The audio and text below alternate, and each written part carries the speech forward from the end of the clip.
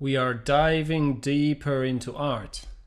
Again, this is my title card. I just wrote it down. So we're gonna dive today into my recent work, which is the Dark Turtle Cave. And I don't want to really explain it to you, what does it mean, because even I don't know what does it mean. But when I look at this work, because I have a context of previous works and because I'm starting to understand the symbolic language, I may be able to shine a little light on some elements of that work. So, first thing you should know is most of my works, and the following work as well, is not really planned. So I don't make sketches, I don't have an idea. When I'm starting the work, I usually don't know what's going on, and I usually don't know what's coming. So it's all about just rearranging the elements and exchanging one element for another and borrowing element from a previous work, putting it into a new work. And you know, this process of rearranging elements brings me to a place where I start to have a feeling that all the elements are kind of in harmony, and they create something, and they express or tell particular story. And I have this feeling of this story being expressed in a, let's say, the best way it can be expressed using that particular means of expression. So when everything is right, then I have an instant, you can say, an instant connection with something deeper that wanted to be expressed, and I have a feeling like, yeah, this is it. This is it. I was able to capture the story. I was able to capture something that's inexpressible, and I was able to express. So when you look at my works, you can see many little symbols, many symbolic elements, and many elements in general. And you may think I'm doing it consciously. I'm planning. I'm taking a symbol and I'm thinking, okay, this is a symbol of a tree, so I should put it here. And this is a symbol of something, I should put it here to tell the story I want to tell. But I rarely tell the story I want to tell. I usually tell a story that wants to be told, but it's not really, you know, consciously my story. It's a subconscious story. It's more archetypal story. It's usually my story as well, but at the same time it's kind of universal story. And if you look at the whole series of images I'm creating, it's basically, you know, the best way to describe it is a conversation with my own soul. So if you try to listen to your soul, like in a saying, like follow your heart, listen to your heart. But if you really listen to your heart, you rarely hear something specific. Okay, and sometimes what you hear, it's not really the voice of your soul. It can be the voice of your mind that is pretending to be the voice of your soul, so you don't know. So this is my way of taking that voice I cannot really hear and put it into an image, and on the image I can see something. So through the image I can kind of communicate with my soul, have a conversation. And coming back to the picture here, we have a dark creature in a dark cave. And I think that the first feeling you have here is of someone being closed, being separated from the world, and being in a place that is, I would say, dead. It's not moving anywhere, it's not alive. So it's a state of some kind of apathy, just being in one place, not knowing how to get out, how to move on. And this is definitely a place I visit from time to time. I would say it's a cycle. It's a cycle. I'm revisiting this kind of place regularly. It's kind of a place of transformation to then go back out and you know, to continue the cycle. But it's quite, I would say it's quite normal, at least to me, to find myself in this place from time to time. And this place is never easy place to be in. It's never a pleasant experience. But it's even more unpleasant when I don't know I'm there for a reason. And this is one thing about my works. So think about it like this. Let's say you find yourself in a very difficult place. Here, mentally. Okay, you're going through something very difficult and you're thinking, okay, when it's going to end? It seems like, you know, I lost the path. I lost the light. Something is terribly wrong. I don't know what to do. And when I'm in a place like that, I feel lost. I feel bad. So I sit down to work on my art. And if I create a picture and on the picture I see something like this, then it gives me, in a way, it gives me more understanding and more peace. Because I look at that and I can clearly see that I feel like that because way deeper the following process is taking place. And I think of it as a process of transformation, the night of the soul, and you have to go there and kind of go through waiting for another day.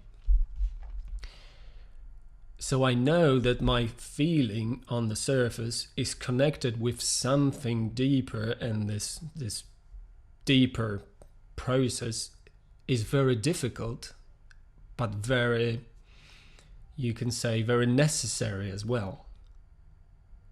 Okay, so I have an understanding, okay, this is what's going on. I have to find my way, find strength to get through. And other times, I may feel pretty much the same, and then I sit down, I create art, and suddenly the image is bright and full of light and everything is beautiful. And then I understand that I feel bad only on the surface. Maybe I just fixated on some little negative thing, and, you know, for no real reason I'm turning my life into a dark place. So it also gives me peace. I look deeper and I see what's going on. And, you know, the most difficult situation to be in is not knowing what is going on deeper. Okay, unless your whole conscious life is just on the surface and you have no connection with a deeper place whatsoever, then I think you're fine. But if you have some kind of connection, and I think most of us do have some kind of connection, then it's difficult not to know. it's easier to know it's bad than to feel bad and not knowing what's going on, you know. So this image is clearly about this space and moment of being separated, of being alone, of being closed in a place that has no life. And you can see this little light on top, but this light is outside. So the guy who's sitting inside cannot see the light. For him, everything is dark, the world is very small, and you can see he's sitting next to the bones. Maybe that was the creature that was there before, that was sitting there pretty much until it died, and now you have only bones. So this guy probably sees life as something that is, you know, a problem you cannot escape from, a problem you cannot solve. You can just sit here. It's a prison, and you're sitting here, and you may start thinking that this is the end. It's gonna be me. I'm next. I'm gonna be the next pile of bones. And the turtle itself is also quite dead. The environment around is also mostly rocks. Mostly rocks, a little bit of grass and some plants around the right foot of the turtle. And two symbols inside. I mean, two symbols on the wall, two symbols inside. And the symbol on the left is one of the symbols I painted, and I called this one a tree. And I called the second one a fixed point. And I wasn't thinking which symbols I actually put here. So this is, you know, when I'm going through all those elements and describing them to you, it's kind of me exploring my own work. Okay, because I wasn't thinking about it while I was doing it. I just took some random symbols, and I think I took them from some previous work. So they also migrated from one part of the story to another part of the story. So we have a tree and we have fixed point, and you can also think about fixed point being a place you cannot escape from. Okay, it's a fixed point, a prison. And on the wall there is a symbol of something like a house and a symbol of a boat. And to me, this guy is it's missing. It's longing to go back home. It's like you draw on the wall something you remember from your previous life, and you think, okay, I don't want to forget about home. I want to remember. And boat is clearly something that can take you from one place to another. So this whole work was me trying to communicate to the outside world that this is where I am. Okay, I'm in a difficult place, and I don't even know how to express it, how to talk about it. So I was trying to just let people know, okay, I'm in a prison mentally. Even though I'm outside, I'm still, you know, acting similar. Inside, I feel like I'm in a prison, alone and separated from the world. And then I started to work on this image, and this image started to transform. And it didn't transform right away. We have the dark turtle cave, then we have a work that signifies a transformation and change, and then we have, you can say, a light version of the turtle. And I'm gonna jump from the dark to the light, so you can see the changes. You can compare two images, and then I will show you what was in between. So the dark turtle looks like this, and the bright, light, positive turtle looks like this. Okay. Few things have changed. Actually, many things have changed. So first, let's look inside. And here where we had the symbol of a tree, now we can see an actual tree. And the symbol is still there. That's first thing. And we actually have two trees. Okay, so it's no longer about being alone. It's not one tree, it's two. And the creature, the monkey, also has company. So the person who appeared is a shaman holding a drum. And drum is a tool that can take you from one place to another, from one world to another. You can go into a trance and kind of transcend, or being transported somewhere. So by playing the drum, the guy is kind of opening the portal, and you can see all those spirits just dancing around, walking around. And also there are two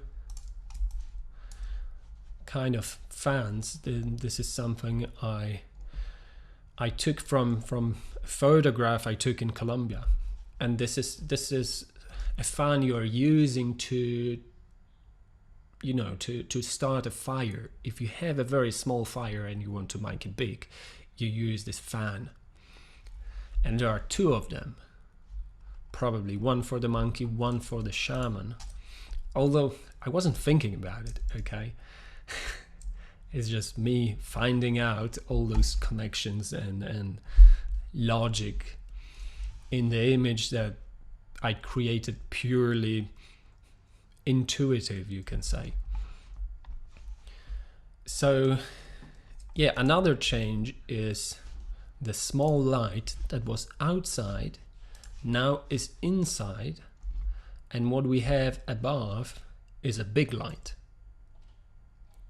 So what we actually have here, we have three lights, because one light is the eye. The eye is one light, the small light is the second light, the big light is the third light. Okay, and probably the small light is kind of connected with the big light. It's representing the big light in a small world. And we don't have the fixed point anymore. But instead of fixed point, we have a little altar. We have a small Buddha statue, or some kind of deity, Japanese to be exact. It's standing on a stone surrounded with plants. We have a lot of plants around, so the interior is alive. And also the creature is smaller, which means there is more space. So the world is no longer suffocating and small, it's starting to expand, and maybe it's gonna open. Because we also have the stick, and it's a pilgrimage stick, it's a walking stick, ready to be taken. So maybe the creature is ready to go, or almost ready to go. Also on the edge between the worlds we have a Japanese character, and I have no idea what it means. It's a mystery to me, and I'm very interested if it even fits here. I'm pretty sure it fits. And I'm pretty sure if I would know what it means, I would be surprised. Sorry, too far away. So going to the right, we also have a rope signifying that the spine is in a way sacred. Not like here. Okay, it's a sacred spine. And you can think about the spine as something that connects the world inside and the world outside. Okay, so you can follow the rope. This is the sacred path that leads you outside. And the environment outside is no longer dead. You have plants, you have glowing flowers, 3 glowing flowers, and also 3 flowers that are not glowing, and 2 flowers that are ready to bloom, ready to expand. We have the snow leopard, who seems to be some kind of guide, you know, leading the path, and the turtle will follow. And we also have the symbol of the witch doctor, the shaman, and the symbol is outside. So if you think about this space, I usually put some symbols on the rocks in pretty much all my works, but here are no symbols, so it feels like no one has came outside. Okay, then the creature doesn't know how to go outside, and it seems like no one came outside before. And here we have some symbols, so someone had to come outside, or someone is living outside. So it's more hopeful in a way. And we have the symbol of fixed point outside. It's no longer inside. Somehow it traveled outside and it's waiting there. Maybe it's the next point to go to. Okay, so from here, next stop, next fixed point is over there. And one more thing I also changed is the composition. Here we have very symmetrical composition, so there is similar amount of space on the right and on the left, which gives it very static feeling. It's not moving at all. And with the bright turtle, I made less space on the left and more space on the right. I wanted to give it a feeling like it's preparing to move. Also, we have all the flowers and glowing flowers and animal spirit on the right side, and the left side is still pretty much dead. So the past is dead, it's gone, but the future is bright with glowing flowers. And when you look at the sky, there is also obvious change from middle of the night to a moment that is closer to dawn. So you can still see the stars, but it's not middle of the night. So now let's see what happened in between, because it's also connected with this fixed point and this symbol and this little text. So between, let's see the whole story. The whole story goes like this: the dark turtle, loneliness, being imprisoned, and then something happens, something magical happens, and then the prison turns into a temple. Okay, we have a miracle. The place that was a place we don't want to stay in, we have a feeling, okay, we're just going to die here, let me out. Suddenly it's a beautiful place of, let's say, contemplation, revelation. And probably it's a place where you can go in to find some peace, and then you can go out. So it's literally a temple. And how we got from the dark place to a place of light, like this. And it's one of the images that is quite mysterious to me. Yeah, I actually brightened it a little bit so you could see it better, but I think, yeah, in its original dark version it looks better. And it's clearly some kind of miracle. So the little spirits are going up, and maybe the spirits that are going up are connecting with this light going from above, and there is connection. Something beautiful happens. And also here we have these little images, and these images, I took them from a very old work, and they were symbols of the Mother and the Father, or actually the Holy Mother and the Holy Father, archetypal Mother and Father. So there is something about balance, about connecting those two parts together to create this miracle. And on this stone we have the same symbol that later is on the edge of the dark turtle, I mean the bright turtle. Okay, so it's something that's on the edge between the world inside and the world outside, and here it has the same function. Okay, the stones seem to be in a way a portal between what's inside and what's outside.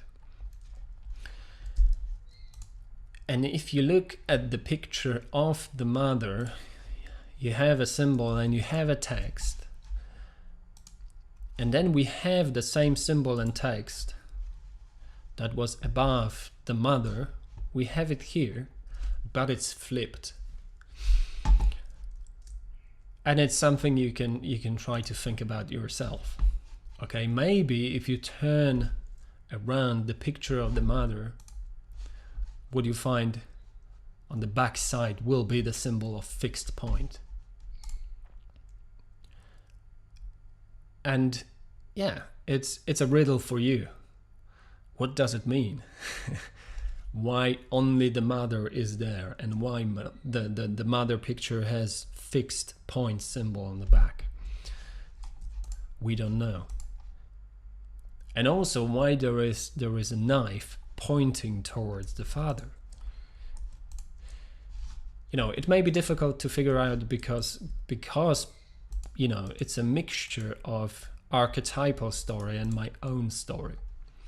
So it's not that easy, but you know, all those elements, even if the knife pointing towards the Father is maybe more personal, it may mean something different to you, or you can have your own revelation thinking about it.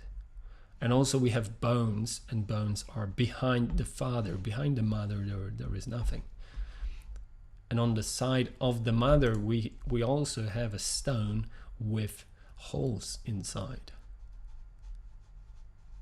I don't know why, but originally the stone didn't have holes. I put the holes there, so it's not a random element. So yeah, we can also look at the whole story vertically, and then you can think about the connection between the small light that's above the turtle and the small light that is at the bottom part of the altar. And then the line going up is probably connected somehow with the light turtle, or maybe the big light that's on the top of the turtle. So you know, even the stone is okay. Let's do something like this. Let's make it bigger, because if you think about it, even the shape is similar. So we have the turtle, then we have the stone, and then we have another turtle. It's a similar story from one to the other. And now, yeah, let's make it darker so it fits. Perfect. And now we have a different story, slightly different story. So yeah, coming back to the dark one, you can see this little sequence as a story from, it's a story of transforming your life. So if you change the way you think about your situation, then you can still be in the same situation, but it feels completely different. Okay, the prison becomes a little paradise, a little temple, a sacred space where you can talk to the spirits, where you can look at the beautiful life. I mean, beautiful life as well. And where flowers are glowing and magical little animal is leading you towards a beautiful future. So it's a story of hope. It's a story of hope. And my hope is that this little guided tour around my work gave you some insight, gave you some interesting thoughts. And I hope you enjoyed me in high definition as well. Because on the previous videos I was just using the basic webcam from my old computer, so it's really bad. I'm not sure if it's here. No, it doesn't work. It stopped working at all. And yeah, as usual, just let me know if there are some kind of things you would like to hear about when it comes to my art, the process, the creation, the thoughts behind it. And I hope to see you in the next video. Have a beautiful day, have a beautiful afternoon, beautiful morning, whatever time it is at your place. And hopefully see you soon. Thank you.